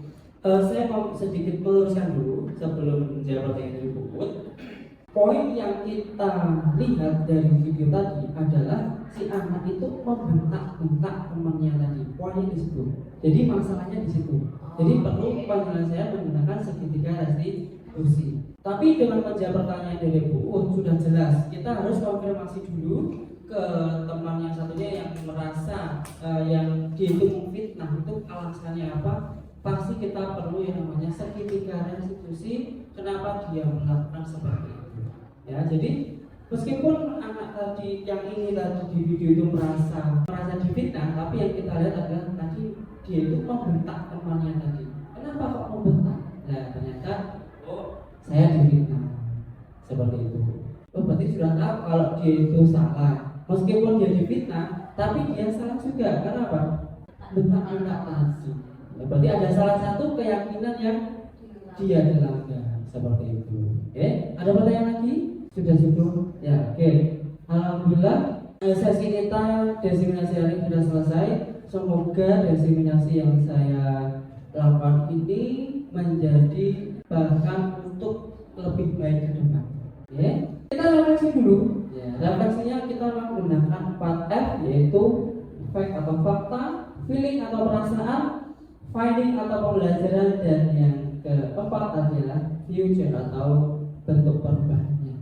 Silakan satu saja yang ingin menyampaikan refleksi kita pada siang hari ini. Mungkin yang dari sebelah sini, mungkin ya dari tadi kok sebelah sini terus yang berbicara. Mungkin yang di sebelah sini. Silakan siapa yang ingin menyampaikan refleksi kita pada siang hari ini? Refleksi kegiatan kita hari ini. Ya, fakta atau peristiwanya apa hari ini? Peristiwanya adalah kita saling berdiskusi, memberikan dukungan, semangat, motivasi untuk Pak Adi supaya menjadi calon guru juga nantinya menjadi yang terbaik gitu. Kemudian untuk perasaan saya mewakili teman-teman mungkin ya, merasa bahagia, merasa senang gitu, mendapat tambahan informasi baru, mendapat tambahan wawasan baru, pasti akan sangat gembira sekali. Selanjutnya menemukan pembelajarannya berarti kita menjadi lebih baik lagi. Salah satu pembelajaran yang Bu Visi dapatkan dari diseminasi hari ini. Pengetahuan, kebetulan ini tadi juga saya mencari di Google tentang segitiga restitusi. Terus terang saya juga ingin menerapkan itu di kelas binaan saya sebagai wali kelas gitu. Mudah-mudahan nanti bisa terlaksana dengan baik. Kemudian future atau perubahan yang ingin Bu Visti inginkan nanti ke depannya. Iya. Menyambung dengan tadi ya Pak yang pembelajaran tadi, saya inginnya ada perubahan, tentunya perubahan yang lebih baik lagi. Kalau selama ini sudah baik di kelas 12 di salah satu, insya Allah akan menjadi menjadi lebih baik lagi gitu. Oke, terima kasih Bu Gusti. Itu sudah kita berikan beberapa kontribusi. Oke, terima kasih. Itu bentuk refleksinya ya, semoga mungkin refleksi dari masing-masing orang itu berbeda-beda. Semoga nanti kedepannya bisa menjadi yang lebih baik. Ternyata kemarin saya menemukan sebuah waktu. Jangan di sesi ada di bahasa Indonesia ya. Oh, ada yang dari Bapak. Anak kecil ketawa sedikit karena dia menonton Ninja Hattori. Terima kasih saya ucapkan karena sudah sabar untuk menyimak materi.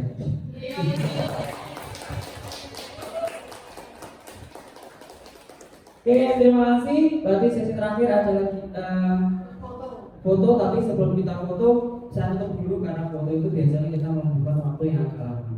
Ya, oke. Terima kasih. Bapak Ibu semua sudah meluangkan waktu mungkin hampir 2 jam. Padahal saya estimasi adalah 1 jam.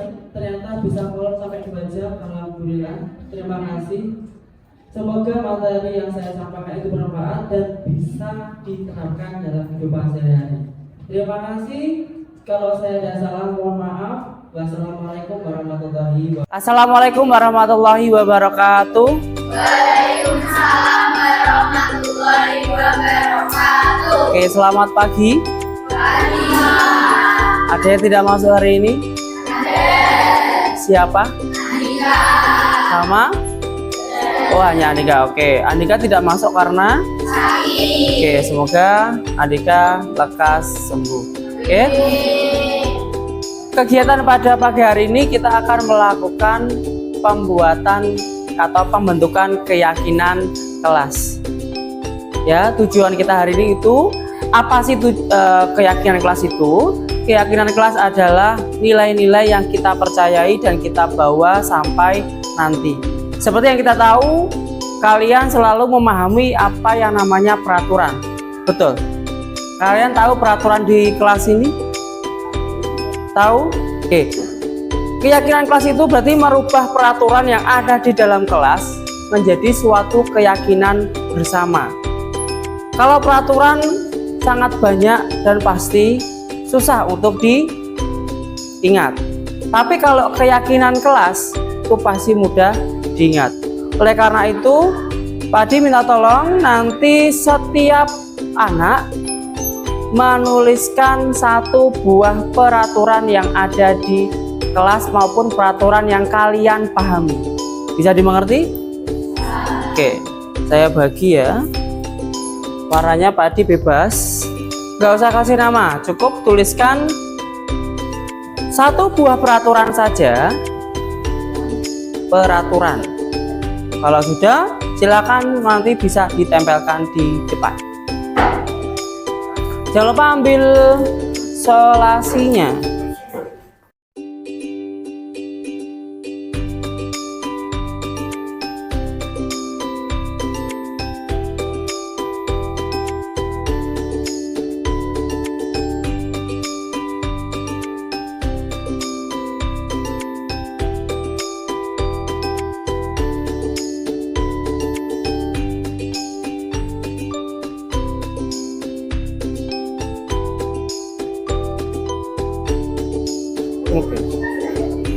Sudah semua?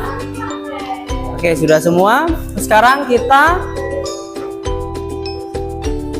mencoba untuk mengatur peraturan yang ada atau yang sudah kalian tulis di sticky note-nya. Tidak boleh berbicara kotor. Terus ada lagi tepat waktu. Saya susun ya.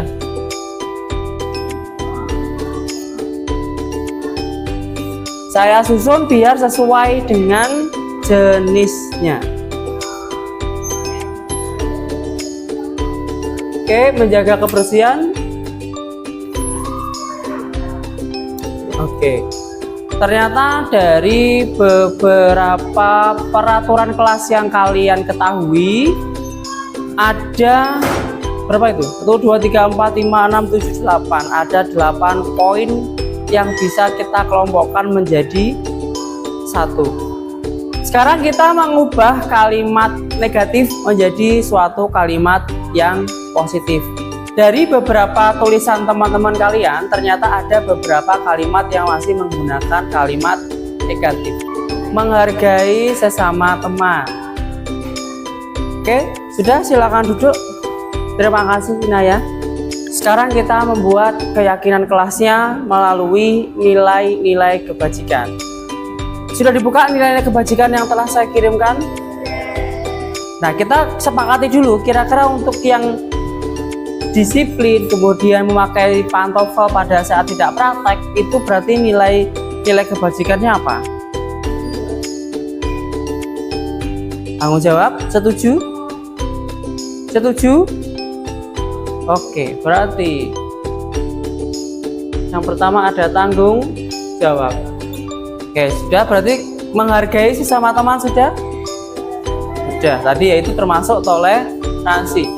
Oke, berarti dari beberapa peraturan kelas yang kalian tulis, kemudian ada yang kita ubah menjadi kalimat positif, ternyata kita menemukan 6 nilai-nilai kebajikan yang kita percayai, yang kita bangun di kelas ini. Yang pertama yaitu tanggung jawab, yang kedua disiplin, yang ketiga kebersihan, yang keempat kesantunan, yang kelima, dan yang keenam, nilai-nilai kebajikan ini harus selalu tertanam dan selalu dilaksanakan dalam diri kalian masing-masing.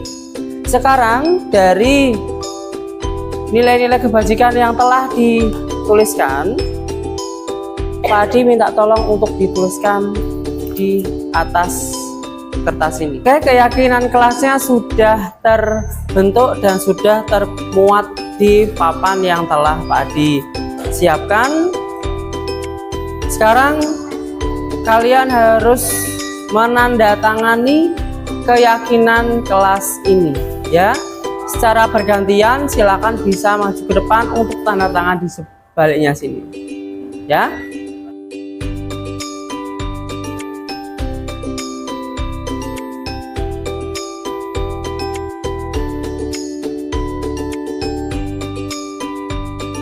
Oke, alhamdulillah kalian sudah menandatangani keyakinan kelas yang telah kita bikin.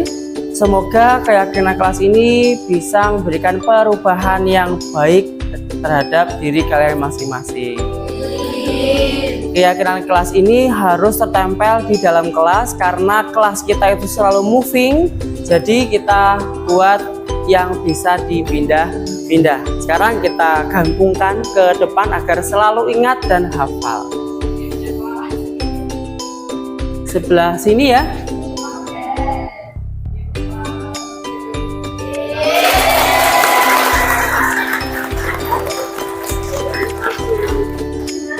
Oke, terima kasih sudah membuat keyakinan kelas. Saya harap keyakinan kelas ini bisa terus kalian ingat dan dapat diterapkan dalam kehidupan sehari-hari.